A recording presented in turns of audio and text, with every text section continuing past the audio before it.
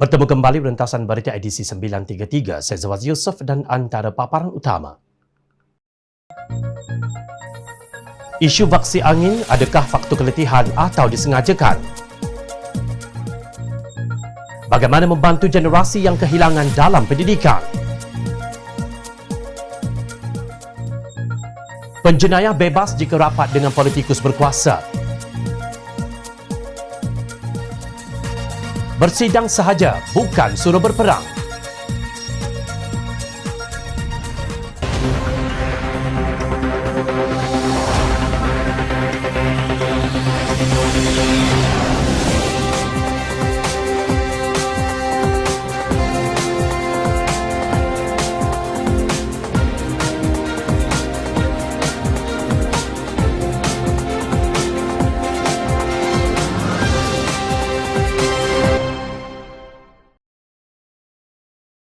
Assalamualaikum dan salam sejahtera. Mula-mula penafian, kemudian pengakuan. Lepas itu, alasan. Itulah yang berlaku apabila rakyat gempar. Terdapat berita penerima disuntik dengan vaksin angin iaitu picagari yang kosong. Beberapa media melaporkan bahawa Badan Bertindak Imunisasi COVID-19 CITF telah menjalankan siasatan berhubung dakwaan bahawa suntikan vaksin angin telah berlaku di Kedah dan Selangor. CITF berkata kes pertama berlaku pada 17 Julai lalu di pusat pemberian vaksin PPV Pandu lalu di kem lapangan terbang Sungai Petani Kedah yang dikhaskan untuk anggota tentera Malaysia dan keluarga mereka. Suntikan vaksin angin juga didakwa berlaku di PPV Pusat Pameran dan Perdagangan Antarabangsa Malaysia MITEC juga pada 17 Julai. Pada 18 Julai, kejadian berulang di PPV Pusat Convention Bangi Avenue. 2 hari lepas, Timbalan Menteri Kesihatan Datuk Dr. Nur Azmi Ghazali berkata kemungkinannya kes individu disuntik picagari kosong di PPV berpunca daripada keletihan dihadapi petugas dan sukarelawan barisan hadapan. Nur Azmi berkata semua petugas disarankan supaya memaklumkan keadaan diri masing-masing sekiranya mengalami kepenatan dan berasa perlu mendapatkan rehat secukupnya sebelum menyambung semula tugasan. Kita lakukan kerja dengan bersungguh-sungguh tetapi apabila sudah letih, kita perlu beritahu supaya dapat direhatkan. Jika teruskan juga tugasan dalam keadaan letih, maka berlakulah hasil kerja yang tidak produktif atau terbaik. Tegasnya seperti dipetik Berita Harian. Selain Kementerian Kesihatan Malaysia KKM, Polis Diraja Malaysia PDRM juga dilaporkan sedang menjalankan siasatan mengenai isu berkenaan. Namun penjelasan timbalan menteri itu tidak masuk akal. Benar, petugas memakai pakaian yang tidak selesa sepanjang masa. Mereka juga tidak dapat berehat untuk makan besar, kenduri durian atau nikah untuk kali ketiga di Thailand. Petugas tidak wajar disalahkan jika mereka benar-benar keletihan. Yang patut disalahkan ialah Kerajaan Perikatan Nasional yang gagal dalam menguruskan pandemik COVID-19. Bilangan rakyat yang divaksin meningkat tetapi bilangan kes positif COVID-19 dan kematian juga meningkat. Bagaimana ini boleh berlaku? Pengerusi Pakatan Harapan Datuk Seri Anwar Ibrahim berkata kelembapan vaksinasi terhadap rakyat adalah punca jumlah kes kematian akibat COVID-19 meningkat. Masalah kita punca daripada keangkuhan. Mereka rasa boleh tahu semua, ketepikan pandangan orang begitu rupa. Ini sebabkan angka kematian semakin meningkat. Katanya dalam kenyataan di Facebook. Angka yang positif COVID-19 masih lagi 5 digit sementara bilangan kematian masih 3 digit. Rabu lalu, KKM melaporkan 199 kematian dan 11,985 kes baharu COVID-19. Kemarin 22 Julai, kes baharu pula kembali meningkat kepada 13,034 kes dengan 134 kematian direkodkan. Menurut Kementerian Kesihatan Malaysia, 32 kluster baharu dilaporkan dan 21 daripadanya adalah kluster tempat kerja. Nah, itulah salah satu daripada natijah keangkuhan yang paling ketara. Sikap Menteri Perdagangan Antarabangsa dan Industri MITI, Datuk Seri Muhammad Azmin Ali yang menafikan bahawa kluster tempat kerja adalah punca kenaikan kes COVID-19. Ditambah dengan kelembapan program imunisasi. Walaupun sudah ramai pakar mencadangkan agar klinik sektor swasta dijadikan pusat vaksinasi, kes COVID-19 terus meningkat.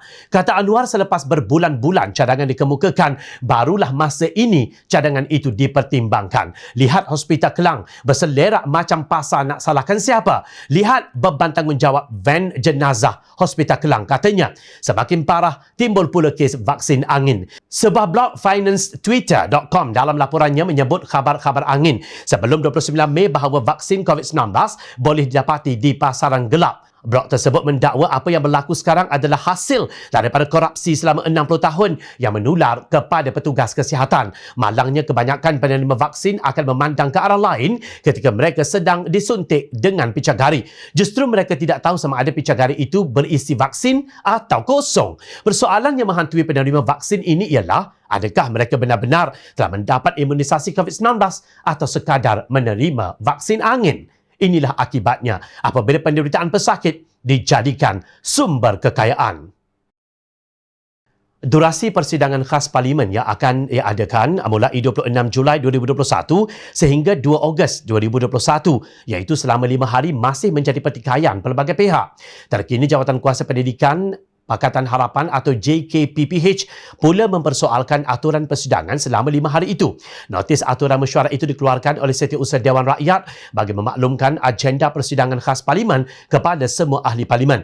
JKPPH amat berduka cita apabila dalam aturan tersebut hanya pembentangan dalam bentuk penerangan menteri mengenai perancangan kerajaan terkait dengan program pencegahan COVID-19, program vaksinasi darurat dan pelan pemulihan negara sahaja.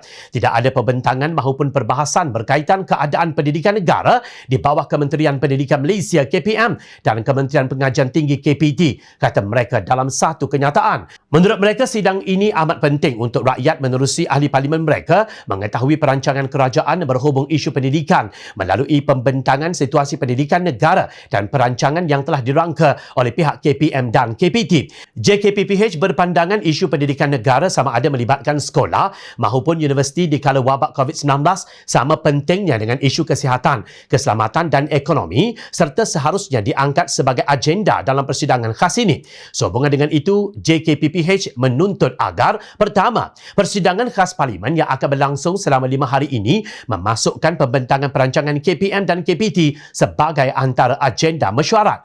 Dan kedua, ahli parlimen perlu diberikan ruang untuk bertanya, berbahas dan memberikan pandangan terhadap perancangan yang telah dibentangkan oleh KPM dan KPT bagi menghormati peranan parlimen sebagai badan semak imbang tertinggi negara. Pada masa yang sama, jawatan kuasa yang diketuai oleh bekas Menteri Pendidikan Dr. Mazli Malik itu menegaskan bahawa rakyat telah hilang keyakinan kepada kerajaan kerana Kementerian Pendidikan Malaysia KPM dan Kementerian Pengajian Tinggi di waktu ini dilihat sebagai kehilangan arah dan hala tuju dalam menguruskan sistem pendidikan negara. Ketiadaan pembentangan dari kedua-dua kementerian ini di dalam sidang khas Parlimen hanya akan menguatkan lagi pandangan tersebut, tegas mereka. Sementara itu, dalam kenyataan yang berasingan, Mazli menyelar sikap KPM yang menyifatkan pukul rata apabila merancang untuk membuka semula sekolah di seluruh negara mulai 1 September ini tanpa mengemukakan data saintifik dan mengambil kira isu perbezaan keperluan di antara sekolah di bandar, luar bandar dan pedalaman. Menurut beliau, majoriti ibu bapa bimbang untuk melepaskan anak-anak mereka ke sekolah memandangkan kes jangkitan baharu dan tahap kematian akibat COVID-19 masih berada di tahap yang tinggi. Kata Mazli, ibu bapa dan guru bimbang pengumuman KPM itu akan mengulangi kesilapan pembukaan sekolah pada April lalu sehingga banyak sekolah akhirnya terpaksa ditutup selepas 2 minggu dibuka. Akibatnya, pembelajaran anak-anak lebih terganggu akibat keputusan yang flip-flop ini. Menurut beliau, Jabatan Pelajaran Negeri JPN, pejabat pelajaran daerah PPD dan guru-guru telah melakukan banyak penambahbaikan serta pengajaran dan pembelajaran di rumah atau PDPR sepanjang 16 bulan lalu dan keputusan SPN 2020 menunjukkan ia boleh dilaksanakan. Ramai ibu bapa bertanya apakah rasional keputusan KPM tergesa-gesa membuka sekolah pada 1 September sedangkan program agihan 150,000 komputer masih belum selesai untuk membantu mereka yang miskin. Apakah pengumuman pembukaan itu sekadar menjadi alasan untuk tidak menyelesaikan baki agihan komputer yang dijanjikan itu? Soal beliau. Beliau percaya ramai guru dan ibu bapa boleh bersikap rasional untuk bersetuju sekolah dibuka semula jika proses vaksinasi kepada anak-anak mereka, semua guru dan pekerja sekolah tanpa terkecuali diselesaikan.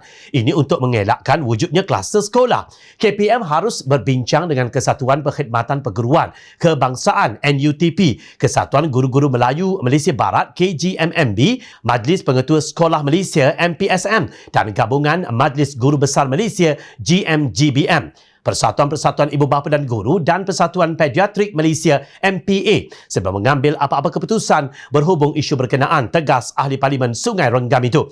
Beliau mencarangkan pembukaan sekolah dilakukan secara berfasa dengan keutamaan diberikan kepada sekolah-sekolah luar bandar dan pedalaman yang muridnya kurang, disusuli sekolah-sekolah di kawasan hijau dan akhir sekali sekolah di kawasan yang kadar penerima vaksin melebihi had imuniti kelompok. Seperkara lagi yang penting ialah kerajaan perlu sedar di kala ini defisit kepercayaan dalam kalangan rakyat terhadap KPN terlalu serius dan parah, kata Mazli. Tidak mengherankan jika mereka yang berkepentingan dalam pendidikan ini dalam keadaan tertekan kerana amat jelas tiadanya perancangan dan pelaksanaan yang strategik yang tersusun oleh KPM maupun KPT. Kanak-kanak sekolah dan pelajar institusi pengajian tinggi kini menjadi generasi yang kehilangan peluang untuk merancang masa depan mereka. Situasi ini bukan salah pandemik COVID-19 tetapi salah pemimpin Kerajaan Perikatan Nasional yang tiada kebolehan dalam tadbir urus pendidikan kebangsaan. Bilangan menteri dan timbalan menteri bertambah gara-gara scheme of things tetapi kualitinya hanya indah khabar daripada rupa. Kerajaan Perikatan Nasional ternyata gagal secara total. Pengerusi Pakatan Harapan Datuk Seri Anwar Ibrahim berkata pertuduhan pecah amanah terhadap Ahli Parlimen MUA Syed Saddiq Said Abdul Rahman menggambarkan bahawa betapa badan penguatkuasaan hanya mengikut telunjuk politik. Ini perkembangan yang tidak baik buat negara kerana ia secara tidak langsung memberi isyarat kepada bakal-bakal penjenayah untuk mencipta hubungan yang lebih dekat dengan orang-orang politik yang berkuasa bagi mendapatkan perlindungan daripada pendakwaan, kata Anwar dalam satu kenyataan. Menurut beliau, untuk menubuhkan sebuah negara yang berpaksikan hukum, rule of law, undang-undang mesti dikuatkuasakan secara objektif. Ujarnya apabila politikus atau individu-individu yang rapat dengan koridor kuasa boleh bebas tanpa hukuman, manakala pemimpin-pemimpin pembangkang serta pendukung mereka diajukan dengan pelbagai pendakwaan terpilih, maka ternyata aspek menegakkan hukum di negara ini telah rosak. Babak terkini ini terus merobek kepercayaan dan keyakinan para pelabur terhadap Malaysia dalam keadaan negara hari ini yang kelam dan huru-hara dengan ketidakabsahan pemerintah, kata Anwar.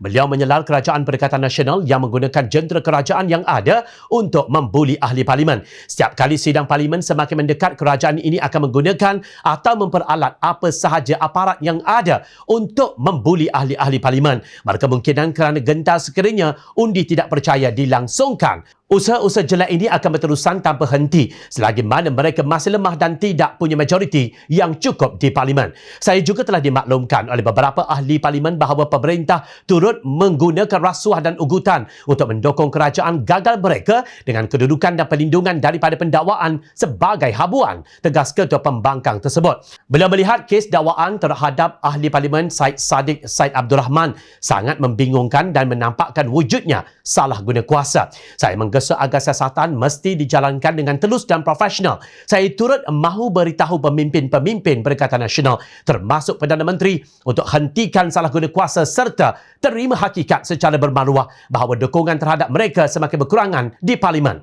Untuk rekod, Kerajaan Perikatan Nasional pada masa ini hanya didukung 77 kerusi Parlimen, manakala blok pembangkang menguasai 143 kerusi. Situasi ini berlaku setelah UMNO membuat keputusan untuk menarik balik dan menamatkan sokongan terhadap Perdana Menteri Tan Sri Mahyadin Mat Yassin. Daripada 77 kerusi Kerajaan Perikatan Nasional itu, terdapat 32 kerusi Parlimen Bersatu, 18 PAS dan STAR 1 Parlimen. Selain itu, Kerajaan Perikatan Nasional mendapat sokongan gabungan Parti Sarawak GPS 18, Bebas 3, MCA 2, manakala satu kerusi masing-masing dari MIC, PBRS dan PBS. Kemarin Syed Saddiq didakwa atas dua pertuduhan di Mahkamah Seksyen bagi kesalahan menyeleweng wang berjumlah RM1 juta dikatakan milik Pemuda Bersatu dan dana sumbangan pilihan raya sebanyak RM120,000. Pendakwaan dikendalikan Pengarah Kanan Bahagian Perundangan dan Pendakwaan Suruhanjaya Penjagaan Rasa Malaysia SPRM Datuk Faris Gohim Abdullah dan Timbalan Pendakwa Raya SPRM Muhammad Asraf Muhammad Tahir serta Muhammad Afif Ali. Syed Saddiq diwakili Peguam Gobind Singh Jio, Datuk S. Ambiga dan Haijan Omar. Bekas Menteri Belia dan Sukan itu dalam kenyataan di Facebook berkata bila memasuki politik untuk bersihkan politik. If they ever thought that this threat, intimidation will weaken my resolve to push forward to reform Malaysia, they are categorically wrong. tegasnya. Sementara itu, ahli politik veteran Lim Kit Siang menggesa Perdana Menteri Tan Sri Mahyadin Mat Yassin memberikan kenyataan di Parlimen menjelaskan mengapa Syed Saddiq didakwa di mahkamah 7 bulan setelah persetujuan untuk mendakwanya dibuat. Kata ahli Parlimen Iskandar Puteri itu, sekiranya Mahyadin tidak dapat memberikan penjelasan yang memuaskan, maka tuduhan Syed Saddiq bahawa pendakwaan adalah bermotif politik serta ambarannya bahawa beberapa anggota Parlimen lain juga disasarkan oleh pihak berwajib dengan siasatan rasuah adalah benar. Malaysia telah terjerumus ke dalam kekacauan konstitusional tahun ini akibat pemerintah yang sangat takut untuk menguji sokongan majoritinya di Parlimen adalah benar-benar tidak dapat diterima dan satu penyalahgunaan besar institusi negara jika anggota Parlimen dihukum semata-mata untuk menyelamatkan kerajaan, hari ini tegas Kit Siang. Dalam pada itu, Parti Warisan Anak Sabah Warisan pula menganggap pertuduhan mahkamah ke atas Syed Saddiq sebagai satu political assassination untuk menjatuhkan reputasi serta karier politik beliau selaku pemimpin anak muda Malaysia. Persoalan yang perlu difikirkan sekarang adalah mengapa baru sekarang beliau didakwa atas pelbagai pertuduhan pecah amanah. Apa yang jelas adalah pertuduhan ini dibuat setelah beberapa kali beliau menolak pujukan dan ugutan yang memintanya menyokong Perikatan Nasional, kata Setiausaha Agung Warisan Dato' Loreto Padua. Oleh kerana kita berpegang kepada prinsip kedaulatan undang-undang bahawa seseorang itu tidak bersalah selagi mana tidak dibuktikan bersalah, maka kita serahkan keputusan untuk menentukannya kepada pihak mahkamah. Namun dalam hubungan ini, izinkan Jom China bertanya bila bekas pengerusi bukan eksekutif Prasarana Malaysia Berhad Prasarana Datuk Seri Tajuddin Abdul Rahman yang dikatakan ditahan SPRM pada 28 Mei lalu dalam siasatan kes salah guna kuasa akan didakwa. Tajuddin disiasat mengikut Seksyen 23 Akta SPRM, iaitu berkaitan kesalahan menggunakan jawatan atau kedudukan untuk suapan. Takkan nak tunggu Tajuddin menyelar Kerajaan Perikatan Nasional baru nak didakwa. Sebuah gabungan badan bukan kerajaan Komuniti Perintis untuk Parlimen Profesional berkata semua ahli Parlimen patut dibenarkan hadir sidang Parlimen, bukan hanya terhad kepada 80 orang. Alasan sama seperti sidang Parlimen tahun lalu yang hanya membenarkan 80 ahli Parlimen sudah tidak lagi relevan memandangkan semua ahli Parlimen sudah divaksinkan, berbeza ketika sesi persidangan lalu. Lebih-lebih lagi dilaporkan hampir semua kaki tangan Parlimen termasuk staf yang mengiringi ahli Parlimen layak menerima suntikan awal vaksin yang mana sepenuhnya akan selesai menjelang persidangan hujung Julai ini. Maka dengan prosedur operasi standard SOP yang ketat, semua ahli Parlimen sepatutnya tiada halangan untuk menghadiri persidangan Parlimen dengan jumlah penuh, kata mereka dalam satu kenyataan. Menurut mereka, selama hampir 7 bulan Parlimen tidak bersidang, pelbagai isu dan permasalahan rakyat di seluruh kawasan Parlimen seluruh negara terlalu banyak tertangguh serta tidak dapat dibahas dengan tuntas oleh wakilnya di Parlimen. Sejak pelaksanaan Perintah Kawalan Pergerakan pada Mac 2020 sehinggalah ke fasa pelan pemulihan negara PPN kini, ditambah pula dengan proklamasi darurat 2021 bersama ordinen-ordinen yang diwartakan kerajaan terus menemui jalan buntu menyelesaikan krisis pandemik COVID-19 dan ekonomi. Inilah masanya ahli Parlimen diberi ruang seluas-luasnya untuk membawa segala resah rakyat sekaligus sama-sama menawarkan solusi terbaik untuknya, ujar mereka. Kumpulan tersebut menyarankan kerajaan supaya mengambil langkah persediaan sekiranya keadaan pandemik terus menular, bertambah teruk atau pandemik yang lain pada masa yang akan datang, dengan mengambil contoh Parlimen negara-negara luar yang bersidang dengan aktif ketika pandemik. Menurut mereka, kerajaan harus bersedia meminda peraturan-peraturan mesyuarat untuk melaksanakan modal persidangan Parlimen hybrid yang melibatkan kehadiran MP secara fizikal dan maya. Ahli-ahli Parlimen diingatkan bahawa persediaan untuk persidangan hybrid atau maya tidak perlu menyekat kuasa ahli Parlimen, termasuk mengundi, dan tidak harus ditakuti sebagai dalih untuk menundakan sidang Parlimen yang akan datang. Keengganan untuk berfikir jauh dan menyediakan diri dan Parlimen untuk bersidang hybrid hanya akan menjahanamkan demokrasi jika varian baharu COVID-19 menjadi lebih kuat dan menggagalkan penjarakan sosial sekarang. Kumpulan tersebut juga mencarangkan supaya Dewan Rakyat dan Dewan Negara meneluskan usul pada permulaan persidangan pada 26 Julai dan 3 Ogos untuk jawatan kuasa peraturan mesyuarat Dewan Rakyat dan Dewan Negara bagi menyediakan pindaan peraturan-peraturan yang perlu untuk persidangan hybrid atau maya dengan libat urus semua parti. Perkara ini harus dibentangkan dan diluluskan oleh kedua-dua dewan sebelum persidangan ditangguhkan pada 2 Ogos dan 5 Ogos.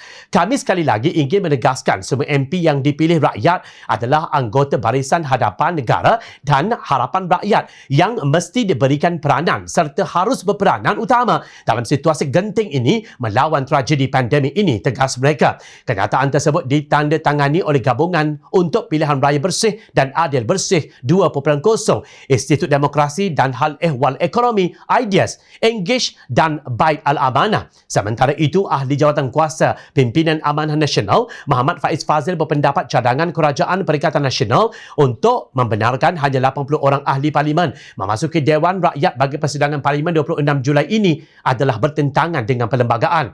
Perkara 46 Perlembagaan Persekutuan menyatakan bahawa keanggotaan Dewan Rakyat adalah sebanyak 222 orang ahli parlimen. Menghadkan jumlah ahli parlimen untuk memasuki Dewan Rakyat adalah tidak berperlembagaan kerana peraturan ini menghadkan hak dan tugas hakiki mereka sedangkan tiada peruntukan had ini dinyatakan dalam Perlembagaan Persekutuan. Jika sekalipun wujud kebimbangan pandemik COVID-19, Ordinan Darurat Kuasa-Kuasa Perlu 2021 tidak memberikan kuasa kepada Speaker untuk membuat peraturan sedemikian. Oleh itu, Perlembagaan Persekutuan mengatasi dan peraturan menghadkan kehadiran ahli parlimen adalah jelas salah dan tidak berperlembagaan, tegas Faiz yang juga seorang peguam dalam satu kenyataan. Janganlah takut, pergi bersidang sahaja, bukan suruh pergi berperang. Lihatlah keadaan ribuan pesakit COVID-19 yang tertumpu di Pusat Penilaian COVID CAC Stadium Malawati, Shah Alam. Keadaan di tempat berkenaan umpama suasana negara dalam peperangan. Namun mereka berani datang beramai-ramai walaupun sakit dan dalam kepayahan. Anda sebagai wakil rakyat semuanya sihat tetapi penakut. Justru janganlah melenting apabila dilabel kerajaan gagal. Malulah kepada pesakit COVID-19. Ingat, rakyat sentiasa memerhati anda. Teruskan bersama kami di Jom Channel dalam reporterjomchannel.net untuk mendapatkan berita politik tanah air. Jangan lupa untuk bersama kami malam esok dalam edisi khas Mingguan 032. Saya Zabaz Yusof. Assalamualaikum. Jumpa lagi.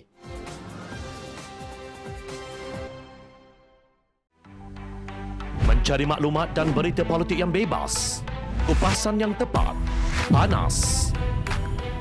Dapatkannya secara eksklusif hanya di Jom Channel. Komitmen kami, pentasan berita Isnin hingga Jumaat. Berbicara dan isu semasa, kami garapkan secara langsung. Panel-panel berkaliber dan profesional. Interaktif, pandangan anda kami raikan. Jangan lupa bersama kami di setiap hujung minggu dalam edisi khas mingguan. Jom Channel, moving forward, sharing a new experience.